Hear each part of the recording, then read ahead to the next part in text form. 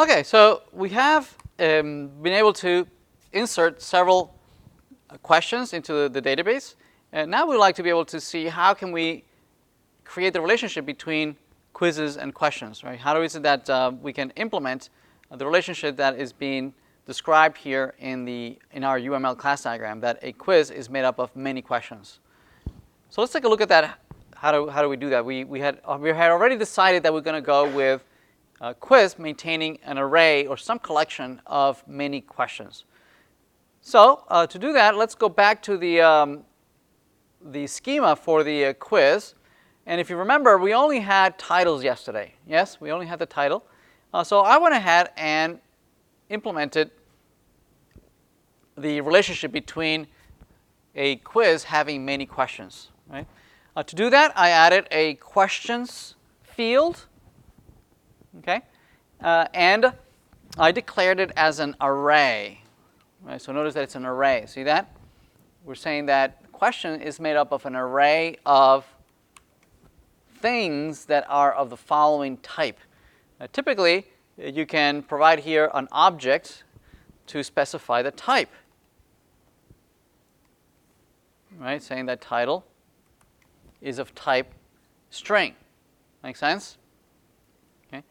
So here, the object that we have in here is equivalent to this object here. It's just specifying the type. Right? So this is saying that this is an array of whatever is in here. Right? And we're specifying that the type of the array contains the following. It contains object IDs, meaning foreign keys, right? The IDs of some other object that has been already inserted in a database, right? Some object that is already lives in the database. In this particular case, it would be the questions, right? We have inserted 3 questions, and what we'd like to be able to do here is keep track as an array of all those IDs of the questions that we have inserted already. So this assumes that the questions already exist, that have already been inserted in the database. Make sense? Okay.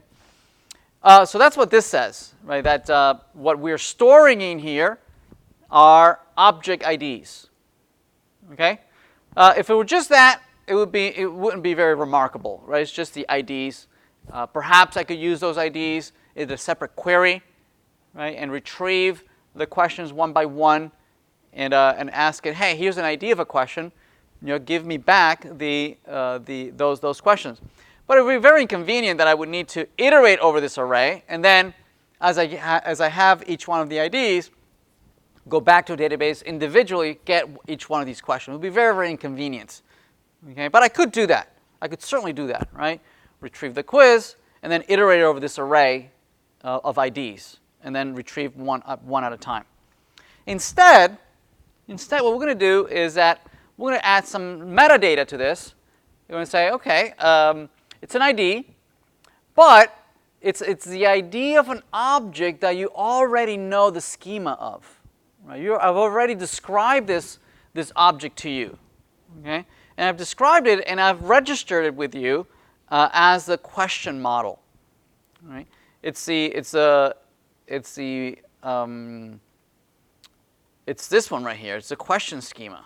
Right? I've already described it to you, and it has a model that goes along with it. Here's the model, right? That we only added some of the CRUD operations, not all of them, but here it is. Here's question model, using the question schema, and we registered it as question model. See that? Right? We registered. So you already know this, right? This ID. It would be great if you know these IDs, if you could instantiate them for me, right? Without me having to iterate over this array. Okay, and go and fetching one at a time. It'd be great if you could, knowing these IDs, you could instantiate these guys, right? And this is their data type. This is their description, right? This is their entire structure. Okay, and that's what this buys me right here, right? By providing this meta information that you consider it as a question model, this will allow me to ask Mongoose to basically go and fetch for me all these questions without me having to do much work. Yes, makes sense? All right, so having done that in the quiz in the quiz model, if you remember yesterday, we had implemented find quiz by ID. Remember that? We implemented this yesterday. Okay. But now, because we've added this additional field called questions, right? And this field questions is an array of IDs. Right? Now I'm going to be able to say, hey, that array of questions, I don't want to have to fetch them one by one. Please, you do that, right? Populate that array. Okay? Iterate over those IDs for me. Fetch me all that data and provide me with all those IDs. Okay, and then exec. Right? So these functions. Right? This function right here, the find by ID, is the one who's actually retrieving the quiz. Yes. Any functions after that, they're referred to as modifiers. Right? They're modifying or they're altering the initial query. Right? This first query just retrieves the object of the quiz. This one, there's a whole bunch of functions that you can manipulate the query. You can do sorting. You can do limits. You can format the content. One of them is very, very powerful. The populate function allows me to retrieve the entire object of something that I am referenced.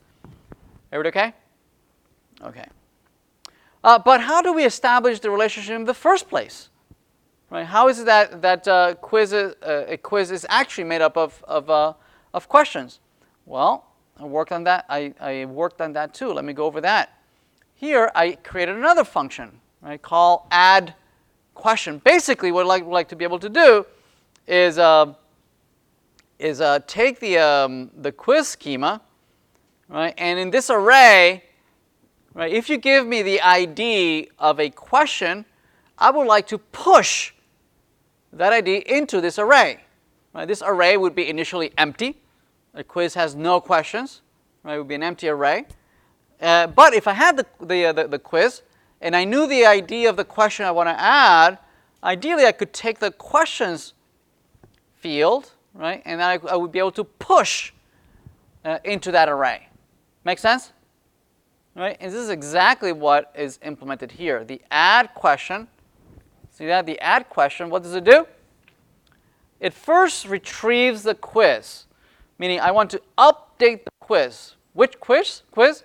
I'll pass you the quiz ID. And I'll pass you also the question that I want to add. I'd like to add this particular question. So what does the update do? First, it retrieves the quiz in question. Right? I'm going to update it. And if you remember, we could update by using functions such as set. Right? We can set a particular field. We did this. I think it was last week we did that. Right? $set. And there's a whole bunch of other operators other than just set. One of them is a very powerful one called push. And guess what that does? It can modify a field that is an array field. Okay, set allows you to replace the value of a field with another value. Right? Push allows you to modify a field, right? If it's an array. Right? If it's an array, it allows you to push something into that field. In this particular case, we want to push a question ID. We want to push it into the array questions. Yes? Okay. So that's what this does, right? It pushes a new question ID into the questions field. Okay. And then I just expose the add question there. All right. So how can we use this? So the way we could use it, right, is that in the quiz service, I added a service. I added an endpoint. I added an endpoint that would allow me to add a question. Here it is. I created a put, right, that takes as arguments. It says, take this quiz and take this question and invoke add question. And notice that I'm passing as an argument. I'm passing the ID of the quiz. I'm passing the ID of the question. Right? And then I'm calling add question. And add question uses the model's add question, parses the ID of the quiz, parses the ID of the question, right? And then adds this question ID to this particular quiz. Make sense? Now, the way that looks like in the database, right, if we retrieve the quizzes, let's retrieve all the quizzes. Notice that quiz 1, the quiz 7, React Native. Notice that indeed it has a questions array. See that? Questions array. And notice that the data types, these are not strings, right? These are object IDs. Right? These are the unique identifiers that refer to certain quizzes, certain questions. So notice that this question, this one that ends with A321, notice that it's right there. See that? So that's one of the questions in that quiz. And here's and this other question, ends with 46E5, is also there. See that? Notice that the second quiz, this quiz over here that ends with A4A43, doesn't have any questions. So let's add a question. Let's add a question to this quiz. So here in Postman, I created an add question, put, right, that has that URL that I mentioned earlier.